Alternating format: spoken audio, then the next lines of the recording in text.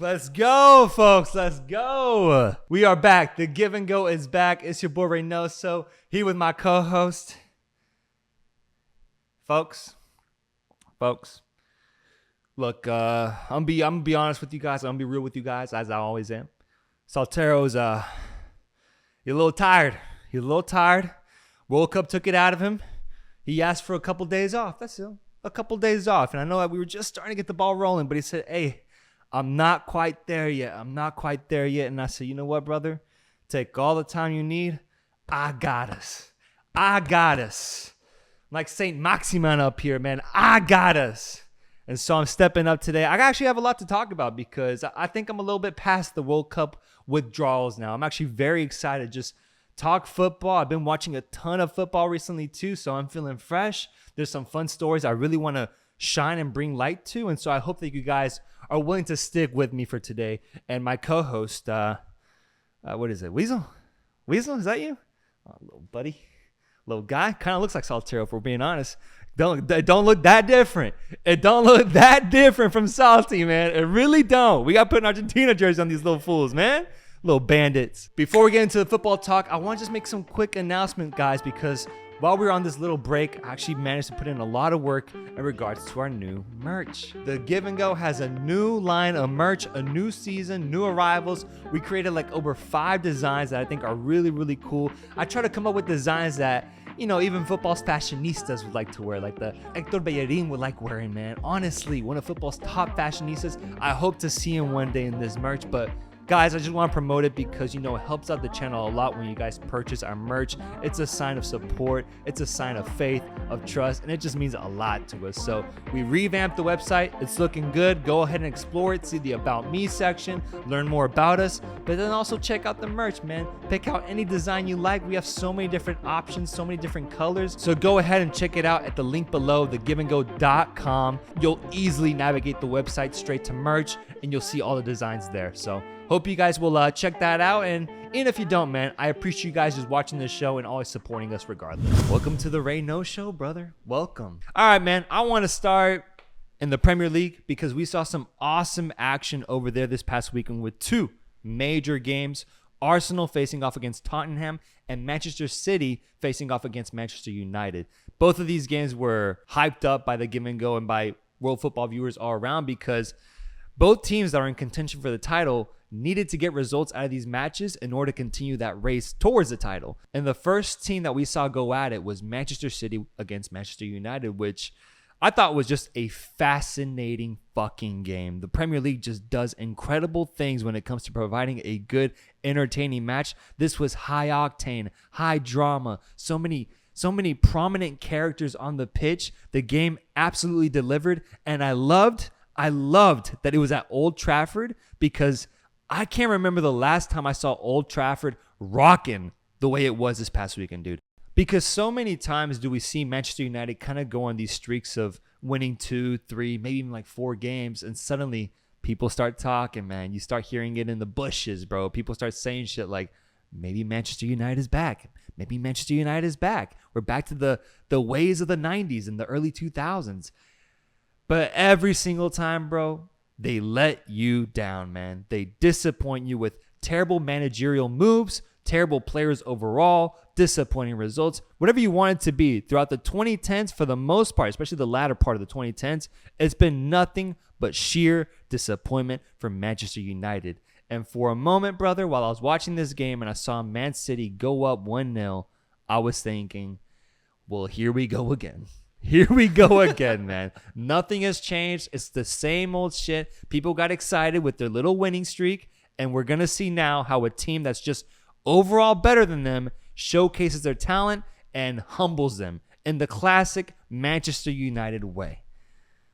But we saw one of the most bizarre calls in world football this season with what I thought was a weird interpretation of the offside rule. Marcus Rashford sneaks his way past the last defender and he's offsides completely. Ball comes in towards him, but he elects to completely ignore it and not be a part of the play. The thing is, it's not really up to him, man, because the defenders see that he's in an offside position and they immediately start thinking, oh, okay, maybe we can let our foot off of the gas here. Maybe we can relax for a little bit because this guy is interfering with the play even if he didn't want to. And so they lessened their overall effort.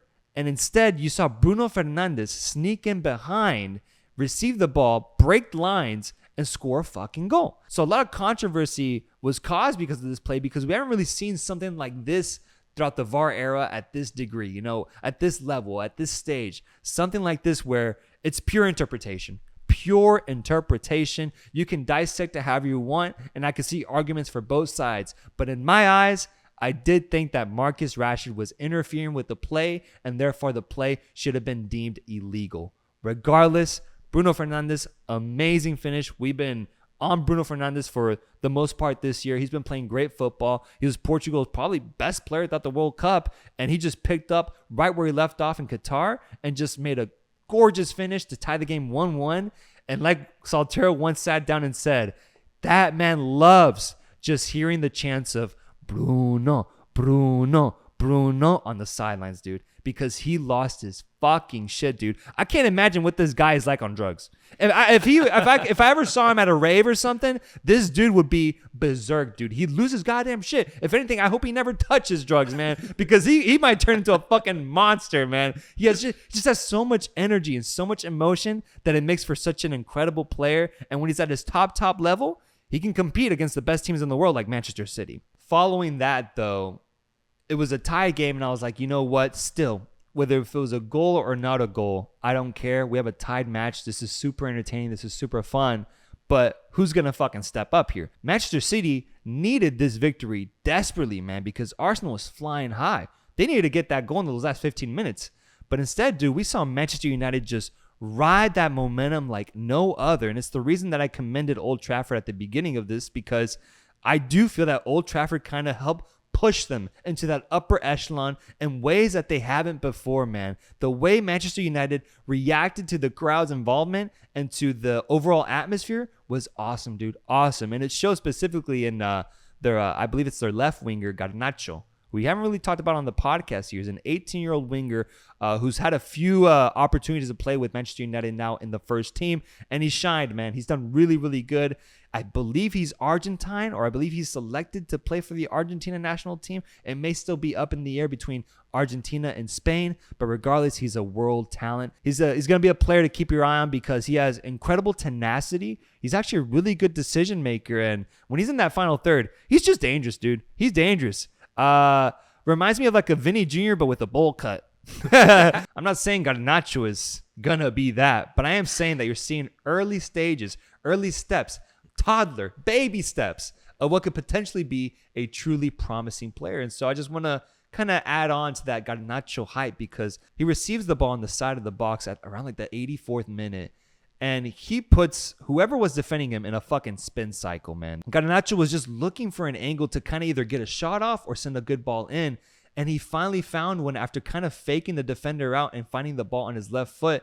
Sends a beautiful ball in where Marcus Rashford finds himself onside. Sweet little tucked in finish, the way that Marcus Rashford has been showing recently with his incredible form. And Manchester United goes up 2-1 on the glorious, the championship winning Manchester City. Incredible scenes, dude. Incredible scenes. And I love it, man. I love it because we hyped this game up to be as Manchester United's best chance to take on Man City in the past 3-4 years. And it fucking showed, dude. It fucking showed. And I think the world is better when Manchester United has a good team. It's like the Knicks in basketball. It's like so many other sports. When Manchester United is good, I think it's better for the sport, and I think it's better for world football overall. There's a lot of Man United fans out there, man. I'm sure we have some watching us right now. And so I want to commend them on that victory. And I think I actually want to go as far as saying, congratulations, Manchester United. I truly believe that you are finally back. Finally back. Maybe not to championship winning ways, but back to being a top club, man. Like, that's simple. I think the bar has been that low for Manchester United in recent memory with how bad they've been. But with what I just saw this weekend, bro, and the form that I'm seeing these players in, Casemiro's presence in the midfield, bro, I'm just truly, truly fascinated. And I love it. I really do. I'm like, oh, shit. Well, let's fucking go, man. It's about time that, there's this pride. There's this regional pride attached to the Manchester Derby. And it's dope to see Manchester United come out on top versus a Man City team who has been overall lackluster this season. And to kind of continue along this theme of like teams kind of coming back, teams kind of rejuvenating themselves, kind of representing the way of the past, but also a lot of teams, like you can put into example Fulham. They're playing incredible this season, man. They were just promoted to the Premier League this past year. Like it just happened, and they're now in 6th place in the fucking Prem. And what's crazy about this is that if you look at the bottom 3 teams, or you look at the 3 teams that got promoted to the Premier League most recently, all 3 of them are outside of the relegation zone, meaning from 18th place to 20th place, which I don't think I've seen that so far in my experience as watching the Premier League. Usually I see a team that gets promoted, at least one of them ends up getting relegated.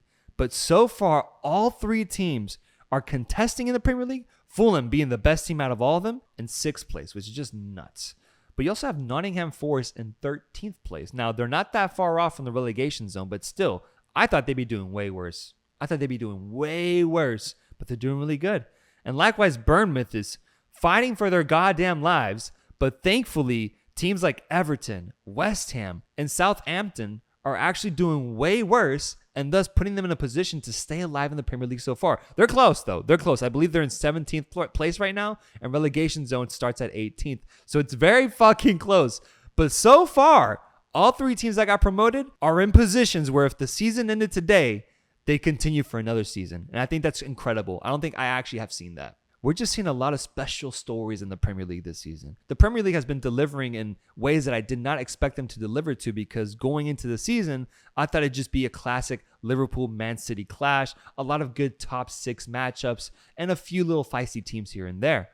But we're seeing all around grit, all around quality across the entire league, and we're seeing awesome, awesome stories, with the most impressive one being Arsenal, dude. Arsenal this weekend, I think, cemented something. They made a statement with what they were able to do against Tottenham in Tottenham Stadium, get a 2-0 victory away from home in front of these feisty-ass Tottenham fans who crossed some lines with the way that they fucking approach these Arsenal players. There's a fan that kicked the goalkeeper, man. Oh, wow. Pretty crazy, yeah. Like they went a little too far with it, dude. But there's a lot of hate between both teams, a lot of animosity. So it's a tough atmosphere to go into. And Arsenal went in there, ransacked the fucking town, and they left with all the money and all the gold, bro. They took everything out of this Tottenham team. They looked demoralized by the end of it. Wow. And Arsenal made a fucking statement, dude. A statement to the Premier League, a statement to Man City, who had just lost the day before. Dude, I think Arsenal is that fucking team. They're that fucking team. They have done incredible things this season. Mikel Arteta has completely proven his doubters and his haters wrong. And the way that this team plays football is truly, genuinely beautiful, dude. It's beautiful, beautiful football. A player I want to highlight, Martin Odegaard, I think has been one of the funnest players to watch in all of world football this season, dude. His creativity on the ball, his ability to get a pass through the tightest of spaces, to be such a smart player. I didn't expect him to make this jump so soon. And he's already doing it with so much on his shoulders, so much responsibility. I saw someone bring up the comparison of, could we see him actually become a better player for Arsenal than legends like Mesut Ozil, for example? And I don't think he's there yet. But I think the fact that conversation is now getting started up is actually deserved, justified. With how well Odegaard has been in a championship title winning season so far, you got to give him his flowers, man. Let's do that now before it's too late. And I think that he's a player worthy of that. And I cannot wait to just continue watching him the rest of the season, because he has been just so crucial for this Arsenal team, breaking lines and just finding ways to generate goal-scoring opportunities, man. Arsenal is now up 8 points on Manchester City. Saltero's rule when it comes to league tables is that if a team ever goes up 10 points clear, then the season is done. The top team is then deemed champion in his book. And in the time that I've known Saltero, he's always been right, bro. He'll text me when a team goes up 10 points. I'll be like, nah, there's no way. Maybe there's way too much of the season left. Maybe that team loses their fucking lead. But so far, so right. It's one of his best theories, one of his best mathematical formats to league tables. If Arsenal goes up 2 more points on Man City, I think the league's done. I think it's done. I think Soltero Arsenal. the octopus. I think Soltero the octopus will show his face on the show and say it's over. The fat lady has sung. The game is done. Arsenal are title winners. So I won't say it yet, but holy shit, bro, they are so fucking close to getting there. So that's what kind of highlights and leads the headlines in the Premier League so far this weekend with just those two big matchups. But there was a game I saw that I thought was actually really fun, which was the Nottingham Forest game where they faced off against Leicester. Nottingham Forest, as I mentioned, in 13th place, actually playing a lot better than what I expected them to. And Leicester, disappointing so far this season. Also kind of flirting with the relegation zone at the start of the season. Found a way to kind of get out of that hole early on and now are just kind of in that middle of the pack stage in the Premier League. But still, I was interested to watch this game because I was like, I don't know. I want to see Nottingham Forest get a result here because I truly don't think Leicester is that good, man. I don't. I think that team is fucking shambolic. And it showed. It showed. Nottingham Forest won 2-0 in actually stylistic fashion, dude. It was actually a really awesome win in front of their home fans with Morgan Gibbs-White. I wanted to highlight this guy. Dude, this guy's a baller. An absolute baller. I ask that anyone who watches this show or listens to this show on Spotify, rate us 5 stars if you haven't right now. Give us a like and subscribe on YouTube, please. If you watch this show, watch what Morgan Gibbs-White did in that second goal, in the build-up towards it, and in the finishing product of it, dude. Incredible what this guy did, dude. He started off a counterattack with a bicycle kick, dude. Like outside of his own fucking box, dude. He fucking tweaks that torso in some incredible fucking way, keeps the ball alive, lands at one of his teammates' feet, and then he receives the ball back, and then he starts surveying the pitch. He starts looking like, who's out there? Who'd I need to find? Who's on the run? They were already up 1-0, so the defense was kind of open for Leicester, and to be honest, it's Leicester's defense. That shit's always open, bro. And so 24/7. Yeah, 24/7 Whataburger type shit, bro. That shit's always fucking open. And still, though, he had some work to do because he had to find a way to break the defensive lines, and he had players on his wings, so he had to feed them. And the pass that he sent in was the tres dedos, outside of the boot pass that lands perfectly at Brennan Johnson's feet. And Brennan Johnson was on fire this game, so he managed to finish that beautifully. But the whole play was designed, operated, and generated by Morgan Gibbs-White. Playing great football, a really fun player to watch on Nottingham Forest. But overall, Nottingham Forest is super fun because they just signed someone, man. They just signed someone. Who they signed? In ways that truly surprise me, because when you think about teams of this quality, when they're fighting to stay alive in the Premier League, when they're looking to just kind of compete and not really dazzle or shine, they oftentimes try to make really safe signings. You see a lot of English players get signed, a lot of European players get signed, trying to find players on a budget, you could say. But Nottingham Forest did something that I was like, I kind of like their mentality here.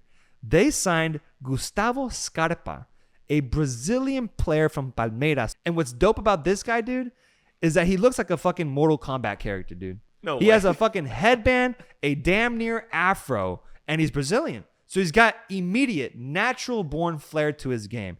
He is insanely fun to watch, man. And right off the bat, with Nottingham Forest, there's a play where he received the ball. He did like a really quick shimmy, really nice body movements. And I love it because he's obviously not good enough to be like at a top 6 club. But you give a guy like that, a guy with so much flair, with so much creativity, the keys to a mid-table Premier League team, oh, he's going to shine, man. And I love what I saw because I think the most fair comparison to this guy is a Brazilian Saint Maximin. Dude, he literally looks like him. He has the same fucking style. I think it's just him and Maximin that wear headbands. And they have this fucking long, luscious hair. And they both play with the same tenacity, the same hunger to create opportunities and to embarrass their opponents, man. He's going to be a fan favorite, I think. I think he's going to be a fan favorite. Only played about 55 minutes in his debut, but still, I thought that was really good. I thought it was really solid. I think they got him for about 10 to 12 million euros. So that's a sizable amount for a team like Nottingham Forest. But I love it, dude. It's an awesome move. And then now they can pair him up alongside with Lodi, who's also from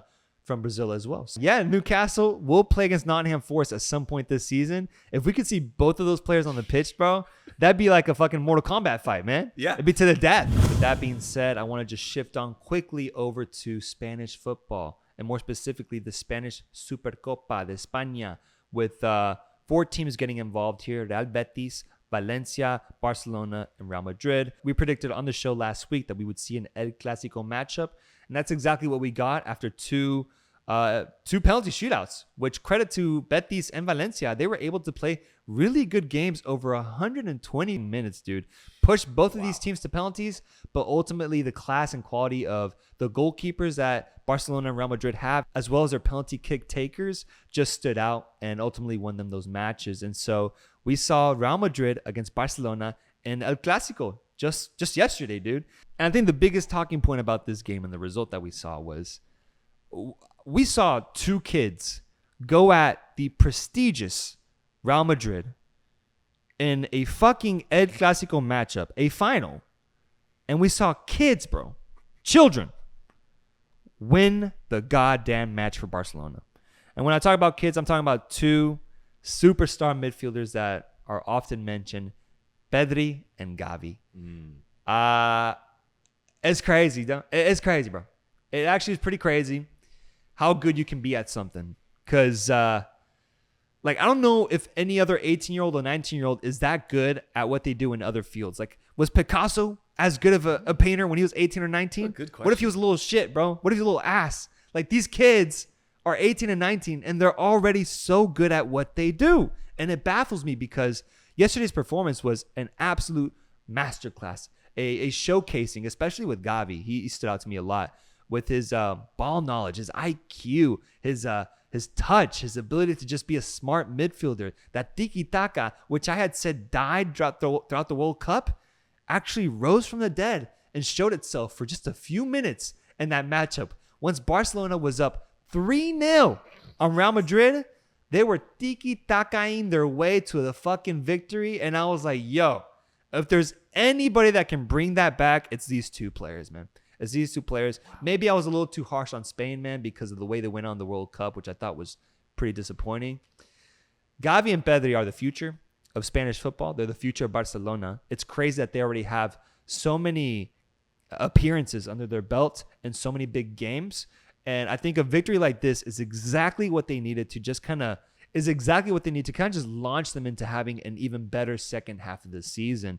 Barcelona isn't in the Champions League anymore than the Europa League with how they disappointed in the Champions League. I do wish we could have seen them in the knockout Champions League match. But now with what I saw in this game, I'm putting the pressure on them. Barcelona has to win the Europa League. Or at the very least, get to the final, bro. Yeah. They're way too good. Lewandowski he's great, man. He's great. He was an incredible signing this past year. We all know this. But I just think it's such a good fit now. And this team has just completely changed its ways compared to what they were doing just last year. And when you have Pedri and Gavi, man, you're always going to have a chance to be in a match. I know that me and Saltero argue about Musiala versus, Bellingham, for example. But we do at times leave out the incredible prowess and quality of Gavi and Pedri. And I do think it just rotates out when you think about youngsters who are hitting the scene. Who's the best one out of all of them? I think it's always a conversation of Pedri, Gavi, Bellingham, and Musiala. Those four, just every single week, they're just flipping in and out, back and forth. Whoever wants to step up. And this week is Gavi and Pedri's to have, dude. Do you want to know what my favorite story in European football is this season? What's your favorite story in European story? Is this, brother. My favorite story exists in France. And it exists outside of Messi, Mbappe, and Neymar at PSG. It exists within the team that is in second place right now on PSG's head, just waiting for them to make a mistake and potentially seize first place in France. We have RC Lens. RC Lens, and I hope I'm saying that right. If we have any French viewers, please correct me if I'm wrong. I want to get it right because this team has won my heart, dude. They have won my heart over. Lens last won Ligue 1, the top division in France in 1998. So it's been like 24 years for them, right? Yeah. But they saw a lot of ups and downs in the 2000s with them being in the second division of French football just 2 seasons ago, bro. 2 seasons ago, man. In 2019, they promoted over to the top division in France, and they started just kind of laying their roots once again in the first division. But that's a crazy thing, man, to be as good as they are right now versus what they were in the past, dude. It actually is a pretty big jump. Going into this season, it was never thought of, it was never assumed, it was never expected that they would actually be a top 4 contender, man. But when you look at their team, man, I think it's very Leicester City-like. They have some awesome talents that, unfortunately, after this season, I don't think they'll be there. I don't think they'll be there next season because they have a lot of good players. And to highlight some of them, we have Sotoka, who's probably, in my opinion, one of 2 of the best players at Lens right now. Dude is awesome, an awesome player. You have Seko Fofana, man. My favorite Fofana in European football, dude. He is so fucking fun to watch and the heartbeat of this team, the representative for those fans and for the players on the pitch. He is their go-to guy. I love watching him play every single week. And, bro, he has some fucking highlights. He has some bangers, some outside-the-box finishes that have truly surprised me and is the reason for why Lens caught my eye was because of the way that Fofana was playing specifically. You also have guys like Danso, Medina, an Argentine, Frankowski, the Polishman. You have a number of guys here that aren't the best in their countries, aren't the best players overall, but when you combine their talents together, they make for a very, very formidable team. And just 2 weeks ago, Lens faced off against PSG, bro. They hosted them. PSG came into their stadium. And in classic ways, PSG always goes into those away stadiums and they just ramsack you, man. They get the victory. They show their dominance. They show all the money that they spend in transfers. Messi, Mbappe, Neymar, so many fucking players. Like, they always win these games. But they go to Lens Stadium, dude, and they lose 3-1, man. Whoa, what? 3-1. They got bamboozled, bro. Lens was running all over them, dude. It was such an awesome game to see and result to see. And I'm going to criticize World Football Twitter, Instagram, whatever you want to call it. No one fucking talked about it. No one talked about it, bro. No one. And I know that maybe Messi wasn't involved, Neymar wasn't involved because they just got done with the World Cup. But still, PSG should have won that game. They should have because their overall team value was almost 2, 3 times, 4 times as more than Lens, man. Yeah. And they went in there and they got beat the fuck up. And I was laughing, man. I was laughing like a madman, dude. Like a madman. It's like a David versus Goliath situation. Yes, dude. But the thing is, David ain't that weak. Lens has only lost 1 game this season, man. And we're almost halfway through the season. They're 3 points behind PSG now because PSG lost this past week and 1-0. And so there's actually only a 3-point gap between them. And the only loss that Lens conceded this year was to their rival, Lille. If that loss to Lille ever comes between Lens and winning the title, Lille fans will always have that over Lens fans like no other, dude. Oh, yeah, I can't think of a more dominant thing, bro. They'll own Lens, bro, if they can look back on that loss that they gave them and be like, damn, we're the reason that you guys didn't fucking win the trophy. That would be crazy. That'd be insane. Lens is out here just shaping up a narrative that I think it's time. It's time that people start looking at it. It's time that people start acknowledging it. Watch this team every single week. They're so fun to watch. And I would compare it to Atletico Tucumán, who we highlighted last year within the Argentine First Division, nearly winning the title, falling short in second place. But I think that same magic, that same essence exists in this Lens team. So please, I urge you, Give and Go viewers and listeners, to check them out because they are playing some wonderful football in France right now. It's kind of funny how the same weekend in both the Premier League and the Serie A, we saw the top teams in both of those leagues kind of make the same statement. I feel that Arsenal and Napoli both made a statement to the world that said, we're the favorites now. We're the favorites. Like, we are the ones destined to lift the trophy at the end of the season. But I think that statement was more prominent in Italy than what it was in England because Manchester City, you never know. They could just wake the fuck up, go on a 20-game winning streak, and win the fucking title. But over here in Napoli, man, Napoli was set to face off against Juventus, who was, I believe, on like an 8-game winning streak where they didn't concede a single goal, man. Nothing but clean sheets. And it was starting to get built up as like a potential candidate, a potential challenger to a Napoli side that was flying high. And so I liked it. I loved it because I was like, all right, let's see it, man. I love a good test. I love a good challenge. I love those moments within the league when you see a team just step up and say, we want the fucking title. A 5-1 victory, 5 against Juventus, who I repeat, had not conceded a goal in over 8 games, dude. 5. They raged war on fucking Juventus, man. They couldn't do shit about it either. They just would not stop. And I loved it, man. They were ruthless in their attack. They were having so much fun. They enjoyed bullying and beating up Juventus, man. It was low-key dark because Juventus, for an 8-9 year span, was the best team in Italy and won titles upon titles upon titles. It's like Napoli was always sitting back, watching, taking notes, just kind of keeping up with what was going on. Finally, when the moment was given to them, when they're in the midst of this incredible story of potentially winning the title, the first time since Maradona was at the club, they do this, man. They fucking defeat Juventus 5-1. And I think it's pretty clear to most football fans now, Napoli's going to win the title, man. Napoli's going to win the title because in second place you have AC Milan, but they actually tied against, I believe it's Lecce. Is that how you say it? I know that's how you say milk in Spanish, but it's Lecce in Italian. So I don't know how that translates to. Lecce? They lost the milk, bro. They lost the milk. I think they're destined for it, man. I think they're destined to win the Italian trophy. And that's going to be an awesome moment. I can't wait to see all those fans in Naples like just lose their minds. Like there's going to be incredible scenes, incredible parties. Like it's been a long time since they've been at the very top of Italian football.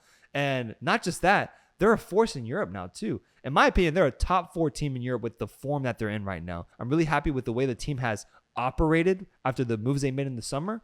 And I truly do wonder what DFO is feeling like right now because he's a Juve fan. I hope that man is in the dust right now, man. He's been at the top for way too long, man. Way too long. It's someone else's time, and I think it's Napoli's. Let's do some quick Liga MX Roundup talk here just to check back on it as we entered Jornada número 2 of the season. I watched 3 games, and I'm not going to go in depth here. I'm just going to do a surface level analysis of what happened. The first game I saw was Toluca versus America, and I'm rooting for Toluca this season, man. I really am because the presence and the creativity and the flair, low-key, of Leo Fernandez is so fun to watch, man. And not just that, but Toluca offensively, dude, for years, they have a knack for just creating some of the most beautiful, highlight-like type of goals, dude. Incredible interplay, incredible exchanges between them. The movement off ball when they're trying to counter, when they're trying to create an opportunity, it's like Arsenal low key, man. Just Mexican. Yeah. Just Mexican. And so it's really fun to watch, man. It really, really is. You have Marcel Ruiz, the 22-year-old midfielder, that's also doing really well for the team too. And overall, just some really good attacking options. It sucks that they fell so short in the final this past year, but I still do think that they're a very good team. And so I went into this game rooting for them. And also I'm a Chivas fan, so it's easy to root against America. And they went up 2-0. 2-0. And I was like, let's fucking go, dude. Let's go. But America, which was Saltero's pick to win Liga MX this year, showed why they were his pick. They came back into the game, man. 2-2 tie. Henry Martin really showed out this game, finding ways to just infiltrate that Toluca defense, which I do think is a little weak, man. It still hasn't been completely shored up. I think America is going to be a contender this year. And I think I learned that watching this game because most teams bend over once they're down 2-0, bro. Especially with the way Toluca was scoring their goals. Another interesting thing here is that I thought Malagon would be starting for America at goalkeeper with the departure of Guillermo Ochoa. But instead you have Oscar Jimenez, the 34-year-old goalkeeper, starting for America. And I thought this decision was super interesting because they just got Malagon. Like they just got him in the winter transfer window so that he could be the replacement to Guillermo Ochoa. But instead you have this 34-year-old veteran starting.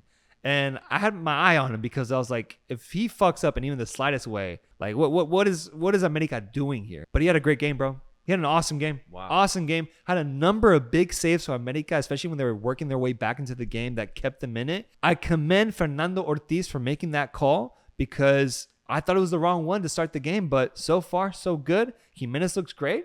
And I think you just got to ride that wave, man. He's a smart goalkeeper. He's quick on his feet. And I'm down, man. I'm down. All right, then I checked out Monterrey against Cruz Azul. Monterrey won this game 3-2. And that honestly surprised me because last week when I saw Monterrey play against Chivas, I was like, bro, Monterrey is going to be like Wolves in the Premier League. These boys can't finish, bro. They can't finish. They can't score a goddamn goal. It's the reason for why Chivas was able to come out victorious in that match somehow, despite Chivas, in my opinion, playing terribly, won the game 1-0. And a lot of that was credit to Monterrey, who just didn't know how to finish a fucking opportunity. Jornada 2 comes around, and they score 3 goals, dude. Whoa. 3 goals, man, on Cruz Azul. with Berterame coming out on top here, getting 3 goals himself, a hat trick, but one of those was an own goal for his own team. So ultimately, they win 3-2 here at the Azteca. Monterrey kind of just showing that, okay, we're going to be a good team. We're going to be a good team. And if they had been able to finish against Chivas, I do think they could have won that game. And so let's keep an eye out on Monterrey. As for Cruz Azul, I don't know, man. I don't know. I think something's missing. They didn't seem like the force that I was hoping they would be, because I know Soltero was big on them as well with how they were able to win the preseason tournament against Chivas in the final. I thought I would see a little bit more from Cruz Azul. But if anything, I do think Monterrey was just on their day. When it's this early in the season, it's so hard to kind of tell what a team is going to be. So I do think Cruz Azul has the potential to be a solid team. I just don't know if they're there yet. And then the last Liga MX match that I saw was Tigres against Pachuca. And I was excited about this one because Pachuca are defending champions, bro. Defending champions. And they just came off of a huge victory, 5-1 against, I believe, Puebla. Whereas Tigres came off of a 3-1 victory. I don't remember against who, but it was 3-1. So both of these teams, these are the contenders, man. Like, these are the big teams of Liga MX. Like, these are the ones to watch out for. And Tigres, more specifically, was my pick to win Liga MX before the season started. And so I'm rooting for them low-key, man. And we saw Tigres slap up Pachuca, dude. Slap them up, bro. The defending champions, man. The defending champs. 4-1, man.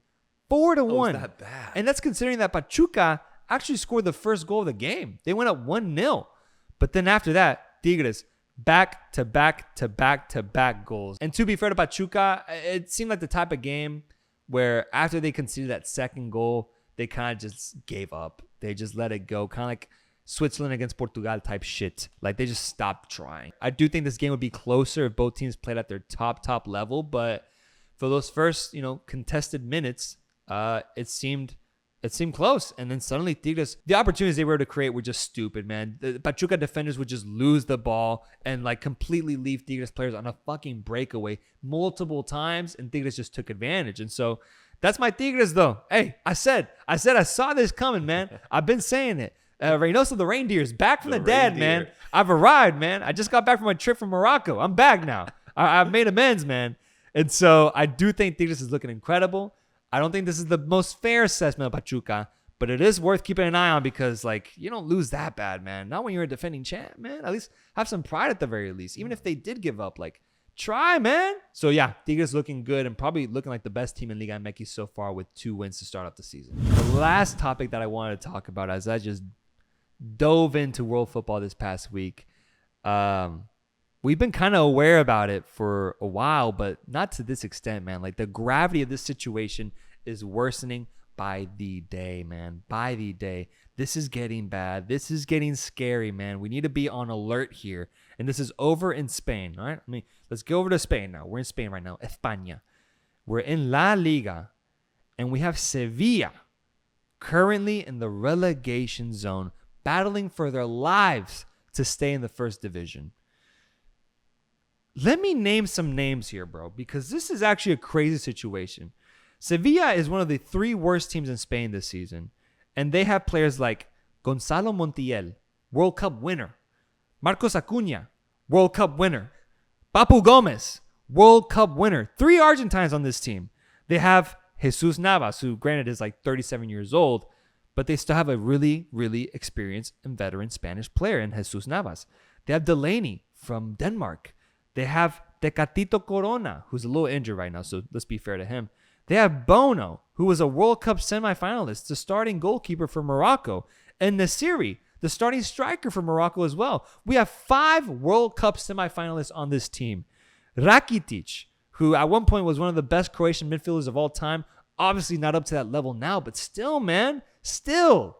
What the hell is going on in Sevilla, man? What's going on? They've been in the first division for 20 years.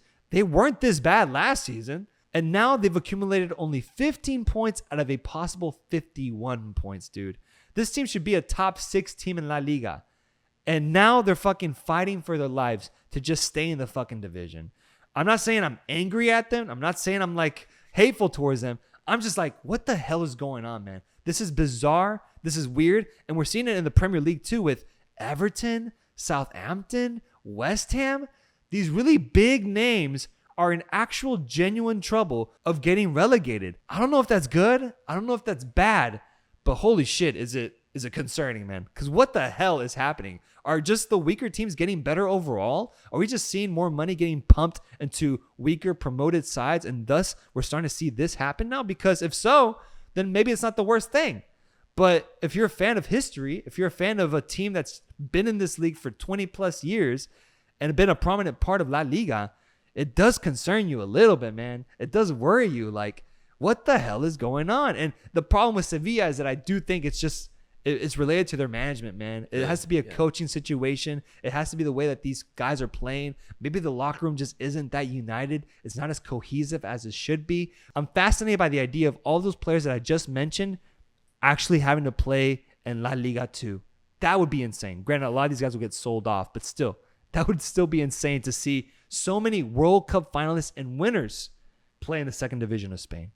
A crazy story that's developing. It's like the anti-Atletico Tucumán, man. It's like the opposite. It's like the opposite lawns, man. This is a dark story, and I'm just worried, bro. I'm just worried. All right, folks. This is the ReynoSHOW. Thank you guys for watching. Saltero will be back very, very soon. But while I have you guys here, make sure you just give us a like on your way out. Make sure to give us a comment. What do you think about the takes that I had today?